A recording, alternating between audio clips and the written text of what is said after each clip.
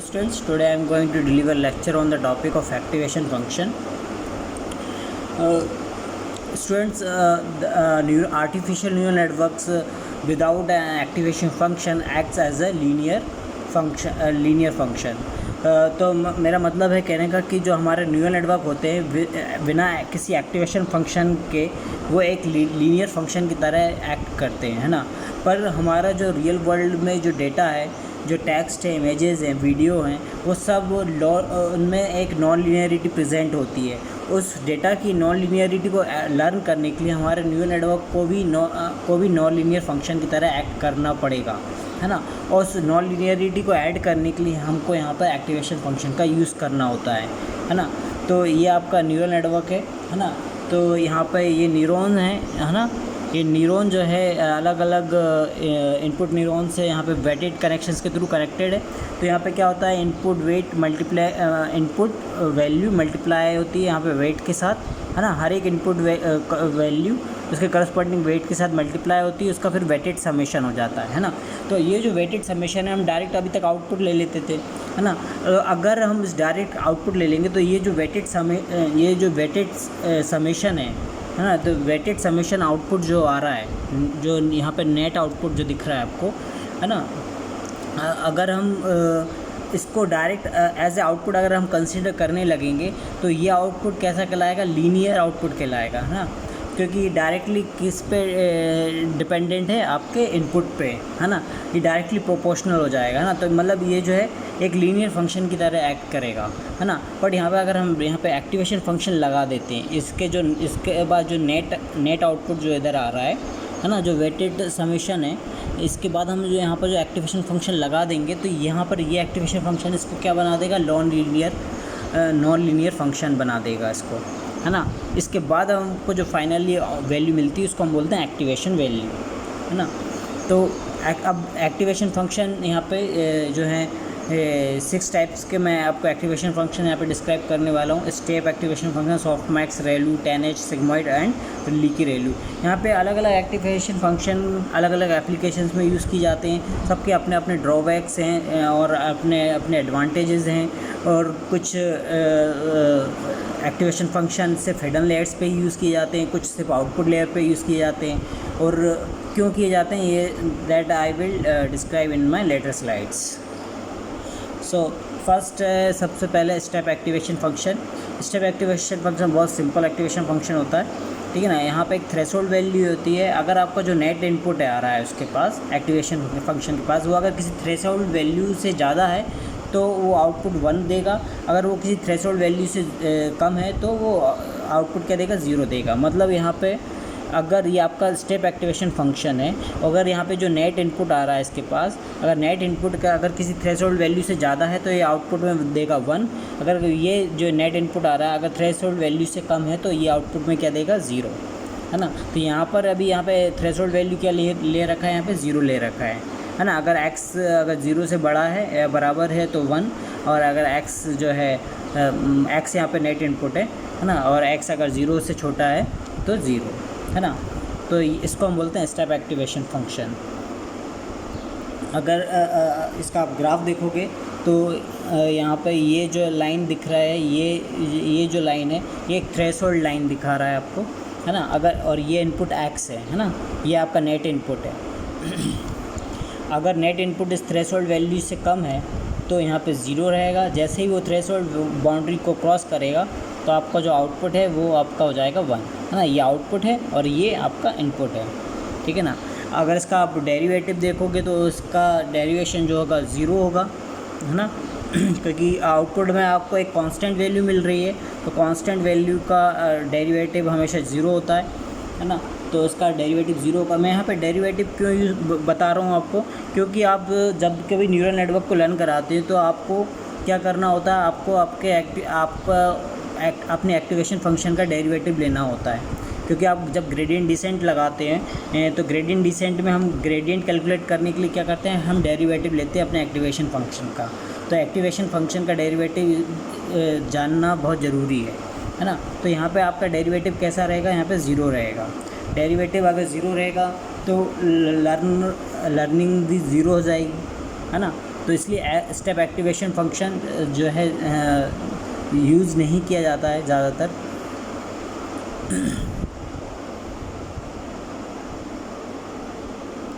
Next है आपका sigmoid activation function. Sigmoid activation function होता है 1/1 प्लस ई की पावर माइनस एक्स, है ना। This is the sigmoid activation function. Sigmoid activation function का काम होता है जो भी उसके पास इनपुट वैल्यू आती है उसको 0 से 1 के बीच में कन्वर्ट करना, है ना। ये -इन्फिनाइट से +इन्फिनाइट तक का इनपुट वैल्यू ले सकता है ना, और उसको 0 से 1 के बीच में कन्वर्ट कर देता है ना। तो जैसे जैसे आपकी यहाँ पे जो ये जो इनपुट की रेंज है, अगर जितनी ज़्यादा छोटी होती जाएगी उतना ज़्यादा यहाँ पे चेंज इन आउटपुट ज़्यादा होता जाएगा, है ना। अगर मैं यहाँ पे रेंज से -2 से +2 लेता हूँ तो यहाँ पे change in x, small change in x पे आपको हायर चेंज मिलेगा, चेंज इन आउटपुट में चेंज आपको ज़्यादा मिलेगा। जैसे जैसे मैं रेंज बढ़ाता जाऊँगा तो आपको चेंज इन आउटपुट आपको कम मिलने लगेगा। तो इस एक्टिवेशन के खुद के एक ड्रॉबैक्स होते हैं, ठीक है। इस एक्टिवेशन फंक्शन का ड्रॉबैक होता है वैनिशिंग ग्रेडियंट प्रॉब्लम। क्यों वैनिशिंग ग्रेडियंट प्रॉब्लम? तो यहाँ पे आप देखिए, अगर मैं डेरिवेटिव की बात करता हूँ, है ना, तो ये जो आपको ऑरेंज लाइन दिख रही है ना, तो ये तो आपको बता रहा है एक्टिवेशन फंक्शन 0 से 1 के बीच में, और ये जो ब्लू लाइन दिख रही है वो इस एक्टिवेशन फंक्शन का क्या है, डेरिवेटिव है ना। मैंने जैसे आपको बताया था डेरिवेटिव क्यों इंपॉर्टेंट होता है। लर्निंग के टाइम पे हमको ग्रेडियंट कैलकुलेट करने के लिए हमको क्या करना होता है, अपने एक्टिवेशन फंक्शन का डेरिवेटिव लेना होता है। तो मैं अगर सिग्मॉइड एक्टिवेशन फंक्शन का अगर मैं डेरिवेटिव लूँगा यहाँ पर, तो मुझे इस टाइप का डेरिवेटिव मिलेगा। तो आप देख रहे हैं कि यहाँ पे जो मेरा डेरिवेटिव है हायर वैल्यूज़ पे और वेरी लो वैल्यू पे कैसा मिल रहा है, टेंड्स टू 0 मिल रहा है। और जो वैल्यूज़ मेरी यहाँ पर है ना, जब मेरी वैल्यू जो है यहाँ पर बहुत बड़ी होगी तो भी मेरा ग्रेडियंट 0 है, और जब मेरी वैल्यू बहुत ज़्यादा छोटी होगी नेगेटिव में तो भी क्या है, तो भी मेरा डेरिवेटिव कैसा है, टेंड्स टू 0 है। तो कहने का मतलब ये है कि यहाँ पे अगर जब मेरा वैल्यू बहुत बड़ा होगा तो मेरा डेरिवेटिव टेंड्स टू 0 होगा। तो जब आपका डेरिवेटिव अगर टेंड्स टू 0 होगा तो लर्निंग आपका रुक जाएगा, है ना। आपके वेट्स चेंज नहीं होंगे तो आपका न्यूरल नेटवर्क लर्न नहीं करेगा और कन्वर्जिंग बहुत स्लो हो जाएगी, है ना। तो that is the problem in sigmoid activation function, है ना। तो सिग्मॉइड एक्टिवेशन फंक्शन में प्रॉब्लम आता है वैनिशिंग ग्रेडियंट डिसेंट की प्रॉब्लम आती है, क्योंकि ये जो है जब आपकी वैल्यू बहुत बड़ी हो जाती है, वैल्यू बहुत छोटी हो जाती है, तो उस टाइम पे आपका ग्रेडियंट, आपका डेरिवेटिव इसका 0 हो जाता है या टेंड्स टू 0 हो जाता है। टेंड्स टू 0 होना मतलब कि चेंज इन वेट भी रुक जाता है। चेंज इन वेट नहीं होगा तो आपका न्यूरल नेटवर्क लर्न नहीं करेगा और उसका कन्वर्जिंग भी बंद हो जाएगा, है ना। इसके बाद नेक्स्ट जो एक्टिवेशन फंक्शन है वो है tan h activation function. This is the function of tan h e की पावर x माइनस e की power minus x divide by e की पावर x प्लस e की पावर माइनस एक्स, है ना। इसको हम tan h एक्टिवेशन फंक्शन बोलते हैं। ये काफ़ी कुछ सिग्मॉइड से रिजेंबल करता है, बट इसमें कुछ डिफरेंसेस हैं सिग्मॉइड एक्टिवेशन फंक्शन से। फर्स्ट इसका रेंज -1 से +1 के बीच में लाई करता है ना। दूसरा ये थोड़ी इसमें ज़्यादा वैल्यूज़ इंक्लूड कर लेते हैं क्योंकि इसकी रेंज थोड़ी ज़्यादा है। वहाँ पर रेंज सिर्फ 0 से 1 के बीच में थी, यहाँ पर रेंज थोड़ी ज़्यादा बढ़ जाती है -1 से +1, तो इसलिए थोड़ी ज़्यादा वैल्यूज़ को कवर करता है, ठीक है। और इसमें थोड़ी सी लर्निंग फास्ट होती है, ठीक है ना। तो ये इस तरीके से आपका सिग्मॉइड एक्टिवेशन फंक्शन से थोड़ा सा डिफ़र करता है। नेक्स्ट एक्टिवेशन फंक्शन है रेलू, है ना। इसको रेक्टिफाइड लीनियर यूनिट भी बोलते हैं, है ना। तो ये एक्टिवेशन फंक्शन बोलता है अगर आपके वैल्यू 0 से अगर छोटा है तो वो 0 देगा, और अगर 0 से बड़ा है या बराबर है तो वो क्या देगा, जो इनपुट है वो उसी को ही आउटपुट बना देगा, है ना। तो काफ़ी सिंपल एक्टिवेशन फंक्शन है। अगर आपका वैल्यू 0 से छोटा है तो 0, और अगर एक्टिवेशन फंक्शन अगर इनपुट वैल्यू अगर 0 के बराबर है या उससे बड़ा है तो जो इनपुट है वही आउटपुट हो जाएगा, है ना।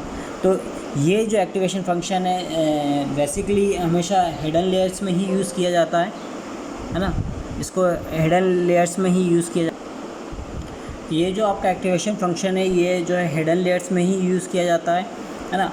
इसके एडवांटेजेस क्या हैं? इसका फर्स्ट एडवांटेज है स्पार्सिटी, है ना। रेलू का फर्स्ट एडवांटेज है स्पार्सिटी। स्पार्सिटी मतलब कि इसमें बहुत ही कम न्यूरॉन्स जो हैं किसी टाइम पे किसी भी लेयर में एक्टिव होते हैं।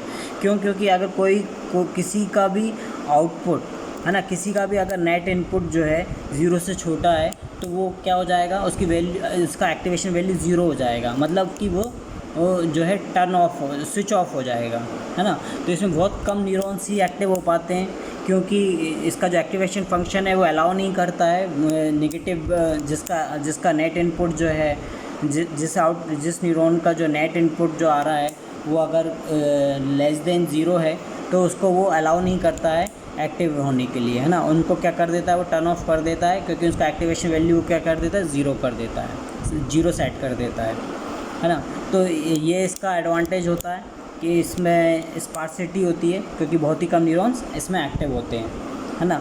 तो स्पार्सिटी का क्यों हम इसको एडवांटेज बता रहे हैं, क्योंकि इसमें सिर्फ उन्हीं न्यूरॉन्स को ही लर्न करने को अलाउ करता है जो एक्टिव है ना। और बहुत ही कम न्यूरॉन्स किसी भी टाइम पे जो है लर्न करते हैं, ठीक है ना।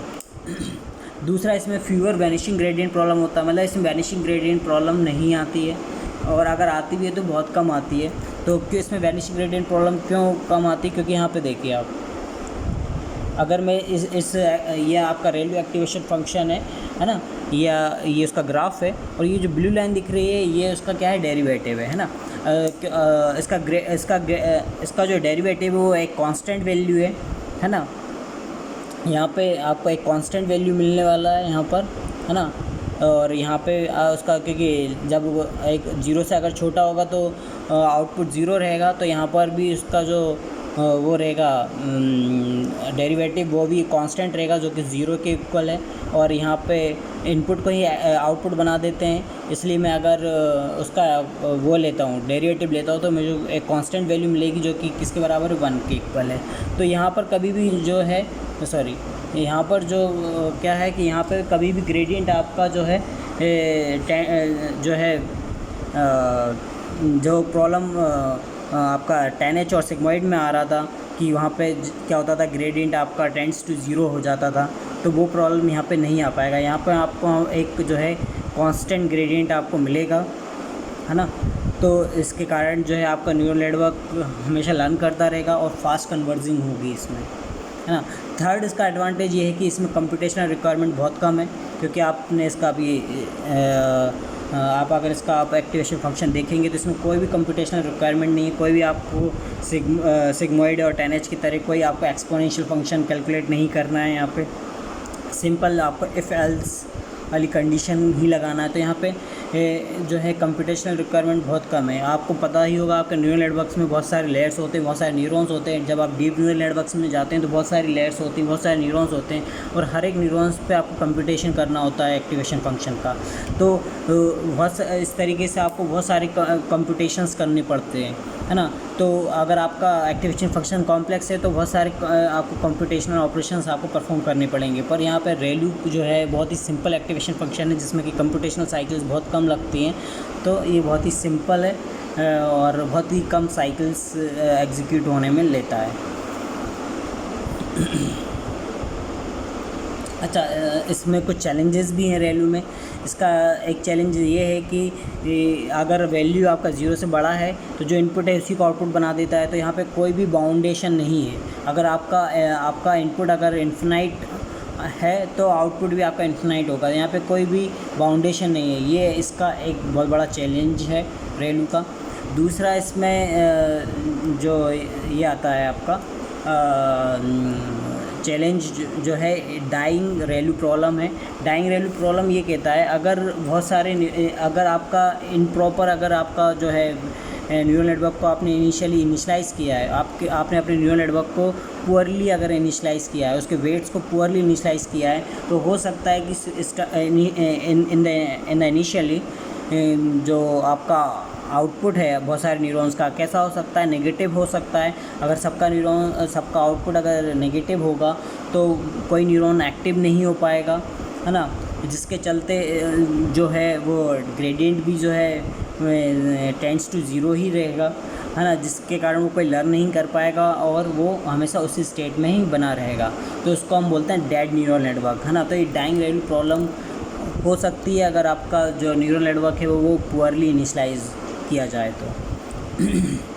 दूसरा इसमें एक और प्रॉब्लम ये आती है कि कभी कभी आपके न्यूरल नेटवर्क मतलब जो आपका डेटा है और वो इस टाइप का होता है कि यहाँ पर नेगेटिव वैल्यूज़ भी जो हैं उनको भी लर्न करने की ज़रूरत होती है हमको, है ना।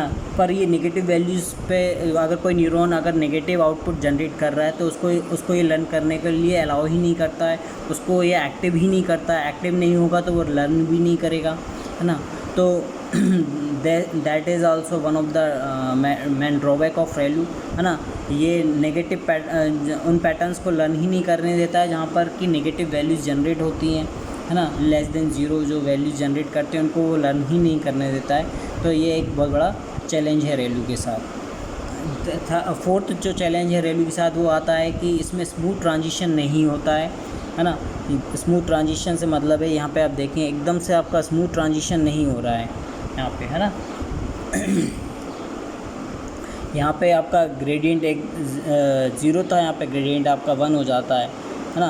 तो यहाँ पे जो है इस एक्टिवेशन फंक्शन जो है आपका यहाँ पर ये एक स्मूथ एक्टिवेशन फंक्शन नहीं है ना। इसका इम्पैक्ट पड़ता है आपका ऑप्टिमाइजेशन पे, है ना, जिसके कारण जो है इसकी जो कन्वर्जिंग है वो स्लो डाउन हो जाती है ना। तो यहाँ पे एकदम से आपका जो है रैंप फंक्शन की तरह जो है बढ़ने लगता है, ठीक है ना।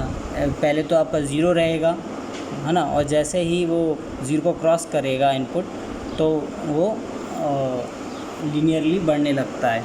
तो यहाँ पे ये जो है स्मूथनेस ख़त्म हो जाती है ना। तो इस स्मूथनेस ना होने के कारण इसमें जो है कन्वर्जिंग जो है स्लो डाउन हो जाती है इसमें। इसके बाद नेक्स्ट जो एक्टिवेशन फंक्शन आता है वो है लीकी ReLU फंक्शन। ReLU के जो रेक्टिफाइड लीनियर यूनिट के जो ड्रॉबैक्स थे उसको दूर करने के लिए लीकी ReLU लेके आए।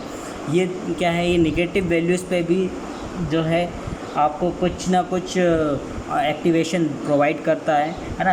और ReLU में क्या होता था कि जो 0 से कम है उनको एक्टिव ही नहीं होने देता था, उनका एक्टिवेशन 0 सेट कर देता था।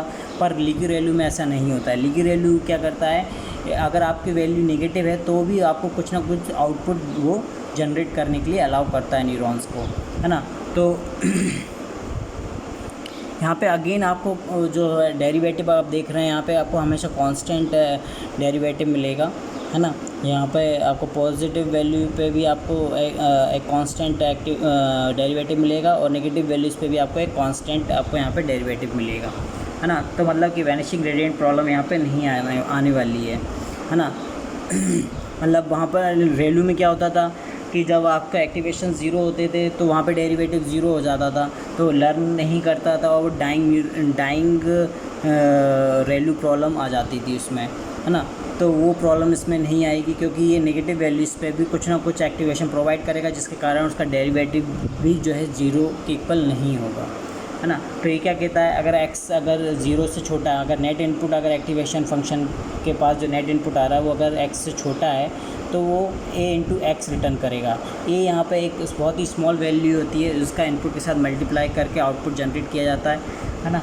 तो बहुत ही कम जो है आपका आउटपुट आपको यहाँ पे जनरेट किया जाता है ना। बहुत ही कम एक्टिवेशन वैल्यू यहाँ पे जनरेट होती है ना। पर पॉजिटिव वैल्यू पे जो x है वही आपका आउटपुट होगा, है ना। तो ये आपका पॉजिटिव वैल्यूज़ पे, ये आपका नेगेटिव वैल्यूज़ पे। नेगेटिव वैल्यूज़ पे बहुत ही कम वैल्यू जो है यहाँ पे जनरेट होती है। यहाँ पे क्या होता है कि हम इनपुट का मल्टीप्लाई कर देते हैं एक फैक्टर से, है ना, जहाँ पर फैक्टर को यहाँ से रिप्रेजेंट किया है a से, है ना। नेक्स्ट जो एक्टिवेशन फंक्शन आता है वो है सॉफ्टमैक्स एक्टिवेशन फंक्शन। ये मोस्टली जो है आउटपुट लेयर्स पे यूज़ किया जाता है ना। जब कभी हमको क्लासिफिकेशन का प्रॉब्लम सॉल्व करना होता है, जहाँ पर कि हमको प्रोबेबिलिटी कैलकुलेट करना होता है कि कौन सा न्यूरॉन मतलब कौन सा क्लास जो है एक्टिव है है ना, हमको जब ये देखना होता है तो हम सॉफ्टमैक्स एक्टिवेशन फंक्शन लगाते हैं। तो हम क्या करते हैं, आउटपुट लेयर पे हम सॉफ्टमैक्स एक्टिवेशन फंक्शन लगाते हैं। सॉफ्टमैक्स एक्टिवेशन फंक्शन क्या करता है कि जो आउटपुट वेक्टर होता है ना, जो आउटपुट न्यूरॉन्स होते हैं उनके जितनी वैल्यूज़ होती हैं सबको एज ए इनपुट ले लेता है और आउटपुट में हर एक न्यूरॉन्स के करस्पॉन्डिंग एक प्रोबेबिलिटी जनरेट कर देता है ना। तो पहले तो इसने इस वेक्टर को लिया एज ए इनपुट, है ना। तो ये क्या है वेक्टर, ये वेक्टर रिप्रेजेंट कर रहा है आउटपुट लेयर के न्यूरॉन्स की नेट इनपुट, है ना। हर एक न्यूरॉन का यहाँ पे जो है नेट इनपुट दिखा रहा है ना। जब सॉफ्टमैक्स के पास जाएगा तो ये क्या करेगा, आउटपुट में एक और वेक्टर जनरेट करेगा। वो वेक्टर क्या बताएगा, हर एक न्यूरॉन की प्रोबेबिलिटी, एक्टिवेशन की प्रोबेबिलिटी बताएगा, ठीक है ना। हर एक न्यूरॉन की करस्पॉन्डिंग एक प्रोबेबिलिटी जनरेट करेगा, है ना।